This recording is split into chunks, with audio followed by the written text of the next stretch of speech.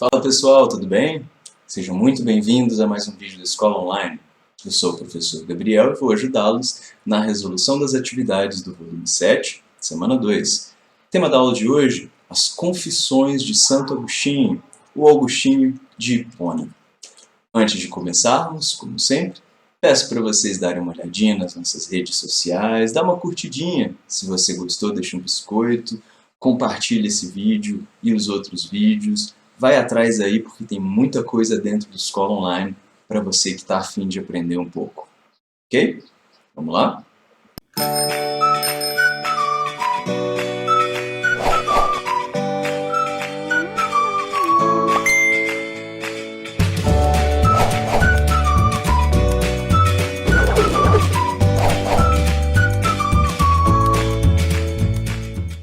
Meus queridos e minhas queridas, Santo Agostinho ou Agostinho de Hipona. A aula, dessa vez, organizada ali pela Secretaria de Educação, buscou dar um panorama bem interessante que envolve tanto a biografia desse pensador, quanto também algumas das ideias que ele trouxe para a filosofia. As Confissões é o nome da obra de Santo Agostinho, na qual ele mais apresenta os seus aspectos pessoais, biográficos, enquanto ao mesmo tempo ele demonstra um tanto do seu conhecimento racional e da sua fé.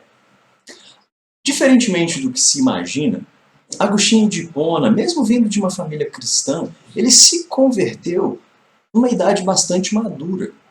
E, durante o livro As Confissões, ele vai narrando exatamente o que o levou a essa conversão. Ele demonstra, de uma maneira muito pessoal mesmo, a sua maneira de entender o mundo, as coisas que ele aprendeu, que ele reaprendeu, por assim dizer, sobre o mundo. É uma obra bem legal e o texto dá uma resumida interessante a respeito das ideias contidas no livro Confissões. Ok? Para resolver essa atividade, porém, eu preciso seguir. Vamos lá. Atividade 1. Enem 2018.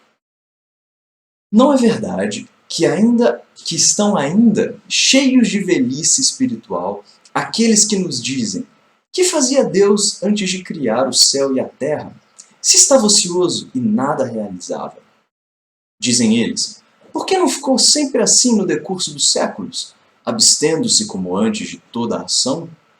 Se existiu em Deus um novo movimento, uma vontade nova para dar o ser a criaturas que nunca antes criara, como pode haver verdadeira eternidade se nele aparece uma vontade que antes não existia?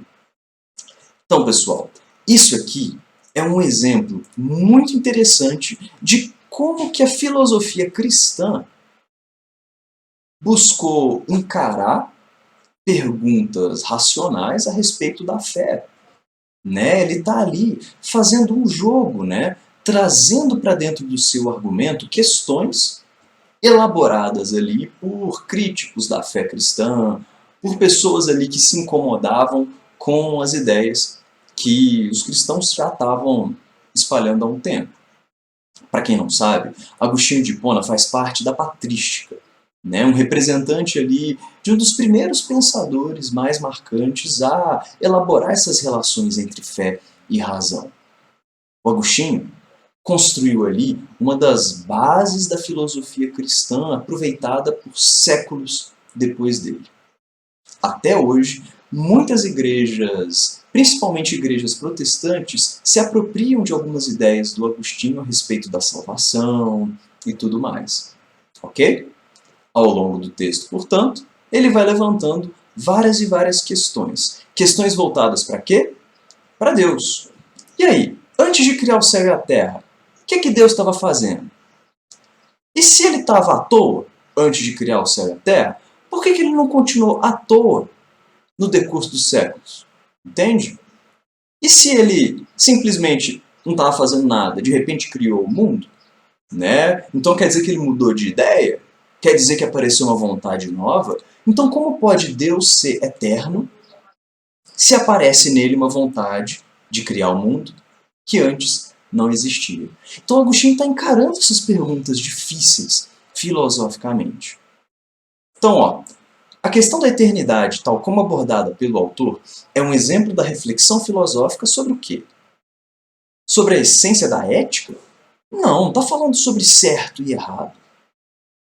Natureza universal da tradição? E aí, ele está debatendo aí que a tradição é tudo, é universal e pronto, acabou? Não. Ele está debatendo aí certezas inabaláveis da experiência? Não, ele está debatendo Deus, ele está debatendo as ideias relacionadas a Deus. Eu também não. D. Ele está debatendo a abrangência da compreensão humana? Sim. Né? Ele está se perguntando até que ponto a gente consegue entender a lógica de Deus. Né? Ele está se perguntando se é possível o ser humano compreender a lógica da eternidade e por que Deus teria criado o mundo. Entende? Então a letra D é aquela que mais se apresenta como verdadeira nessa questão do Enem. Ok? Interpretações da realidade circundante? De forma alguma. O debate é sobre Deus, é sobre a eternidade, é sobre a capacidade humana de entender Deus. Ok? Seguindo adiante, pessoal. Atividade 2, Enem 2015. Se os nossos adversários, que admitem a existência de uma natureza não criada por Deus, o sumo bem, quisessem admitir que essas considerações estão certas, deixariam de proferir tantas blasfêmias, como a de atribuir a Deus tanto a autoria dos bens quanto dos males, pois, sendo ele fonte da suprema bondade, nunca poderia ter criado aquilo que é contrário à sua natureza. Então, uma das questões que Agostinho aborda é exatamente essa questão do bem. Bem e o mal. Porque, igual ele aborda no texto, né? Se Deus é bom, então como que ele criou o mal? Diz Agostinho, não, ele não criou o mal. Agostinho, ele faz uma argumentação, ele defende a ideia do tipo que o mal é a ausência de Deus, é a ausência do bem. O afastamento de Deus é o que cria, é o que transforma ali o mal. Entende? Então, o bem não é uma criação de Deus, porque Deus é a fonte suprema da bondade. Então, ó, para Agostinho, não se deve atribuir a Deus a origem do mal. Por quê? Letra A. Surgimento do mal é anterior à existência de Deus? É isso que está falando? Não. B. O mal, enquanto princípio ontológico, independe de Deus? C. Deus apenas transforma a matéria, que é, por natureza, má. D. Por ser bom, Deus não pode criar algo que é oposto, ou seja, o mal. E letra E. Deus se limita a administrar a dialética existente entre o bem e o mal. E aí, pessoal? Qual que vocês acham que tem mais a ver? Vamos lá. Surgimento do mal é anterior a Deus? Não, não está dizendo isso no texto. O mal, enquanto princípio ontológico, independe de Deus? Não, Deus tem a capacidade ali de influenciar as coisas para o bem. Então não é assim. C. Deus apenas transforma a matéria que é por natureza má? Não, não. D. Por ser bom, Deus não pode criar o que lhe é oposto, o mal. Faz sentido, não faz? E. Deus se limita a administrar a dialética existente? É Deus que controla a questão bem e mal? Não. Então a letra D realmente é aquela que melhor combina com a resposta. Ok?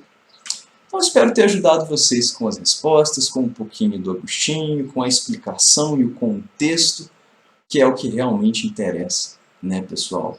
Espero ter ajudado vocês a conhecer um pouquinho mais sobre ele. Para dúvidas, pode procurar a gente, tem uma aula inclusive sobre filosofia cristã no canal. E aí a gente se vê na próxima, quem sabe. Ok? Grande abraço e até mais.